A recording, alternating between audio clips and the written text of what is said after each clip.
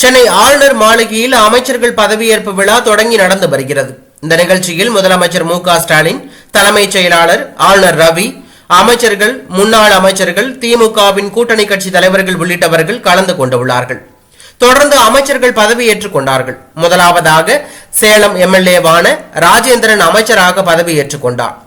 இரண்டாவதாக சட்டவிரோத பணப்பரிமாற்ற தடை சட்ட வழக்கில் நிபந்தனை ஜாமீனில் விடுதலையாகியுள்ள செந்தில் பாலாஜி அமைச்சராக மீண்டும் பதவியேற்றுக் கொண்டார்.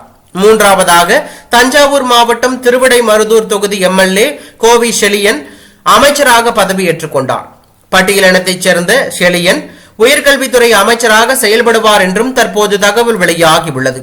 நான்காவதாக கடந்த ஆண்டு அமைச்சரவையிலிருந்து நீக்கப்பட்ட ஆவடி நாசர் மீண்டும் அமைச்சராக இன்று பதவியேற்றுக் கொண்டுள்ளதாக தகவல் வெளியாகி பரபரப்பை ஏற்படுத்தியுள்ளது.